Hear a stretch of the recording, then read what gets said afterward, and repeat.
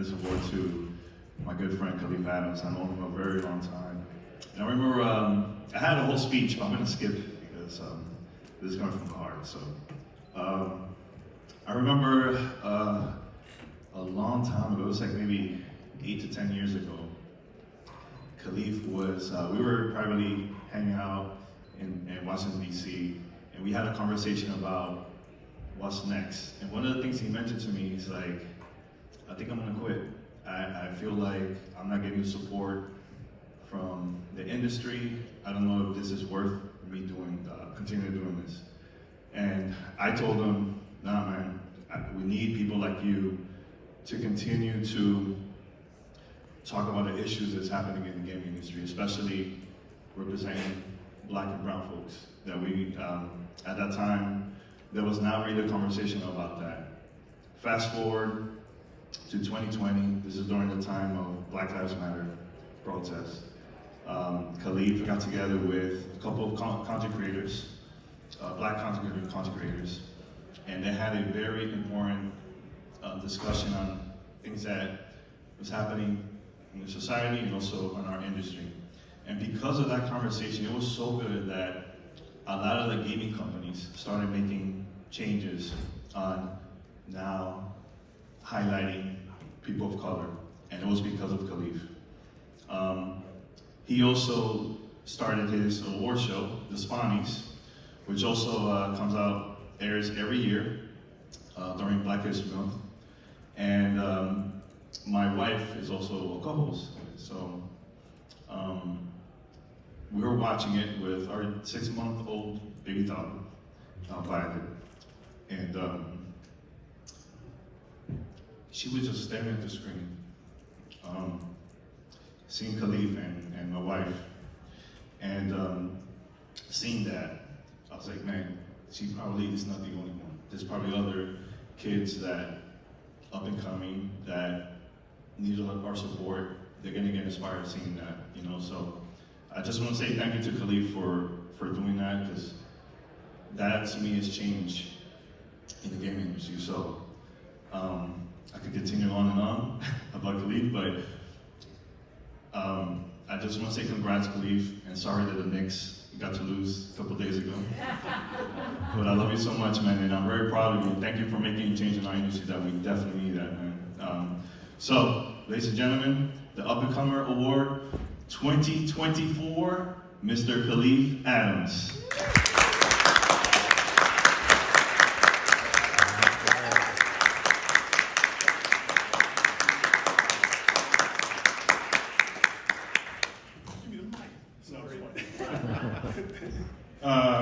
First of all, 407 years ago.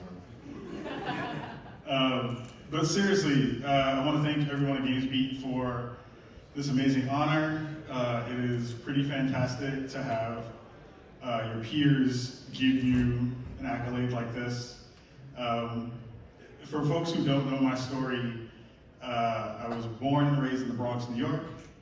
I was born in the late 70s, right at the kind of crux of and kind of, you know, beginnings or endings of the crack epidemic in the space, in the world.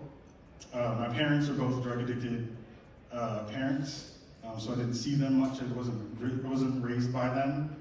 My grandma snatched me out of the pediatric ward as soon as I was born, and she is the person who raised me, and she's the person who gave me video games as the first kind of activity that was not a outside activity. She said, this is gonna be the thing that sustains you, and it's gonna keep your ass in the house in a way that's gonna keep you safe.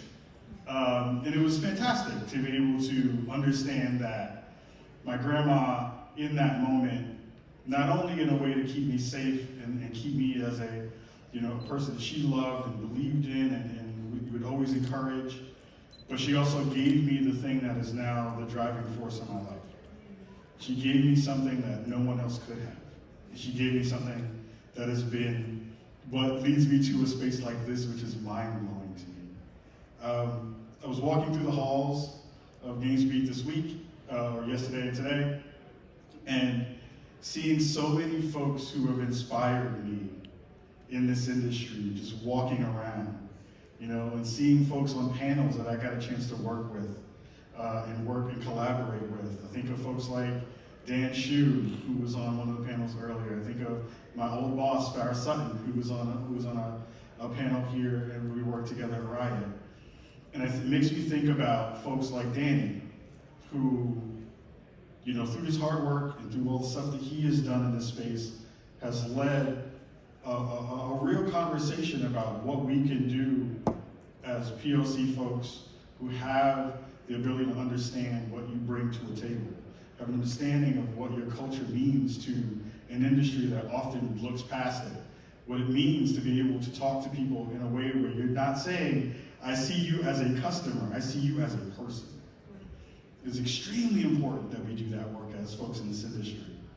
And it makes me really proud to be able to say that I get a chance to do that every day with the work that I do at Spawn on Me, with the Spawnies, with the show that we did in I think it was 2012 or something like that, Lesson of Blackness, that I do think changed the industry in a really fundamental way. I think it changed the way that we think about conversations around race in a time where folks didn't want to talk about that, in a time where folks didn't have the words, the verbiage, to understand how to make those conversations real for people.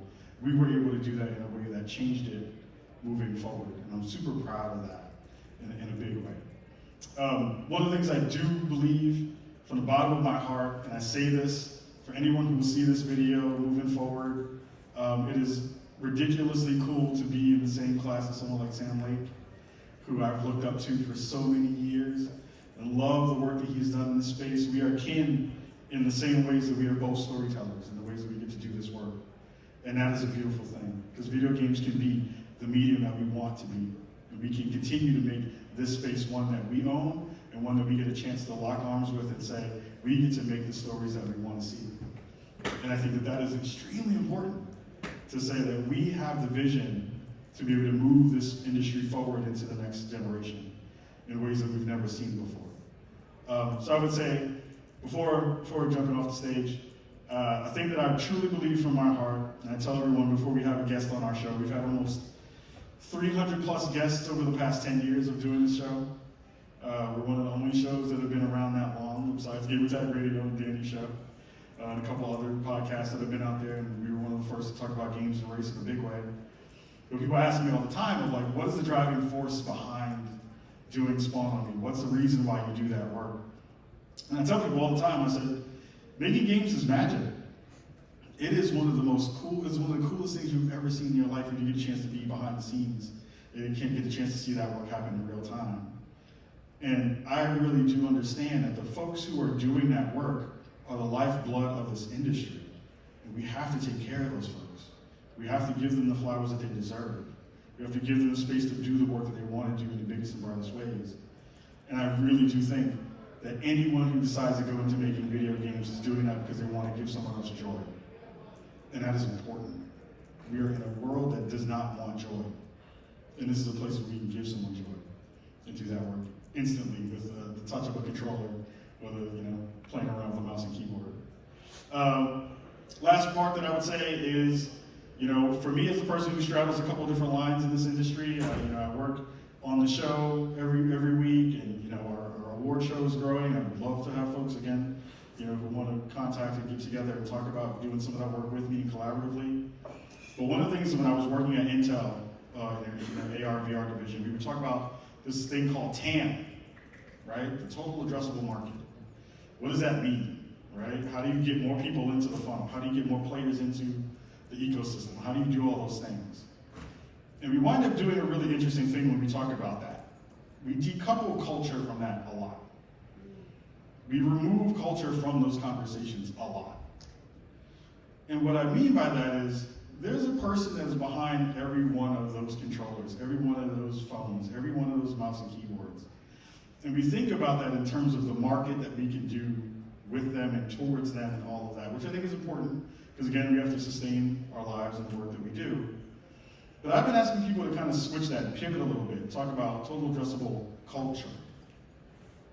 If you think about that, you have a space to open up a lot of different avenues and the ways that you can connect with human beings who are trying to do a thing that you want to do, which is have fun, have experiences, understand what those experiences mean to you as a human being, but also to the other person that is on the other side of that television screen or the other side of that controller.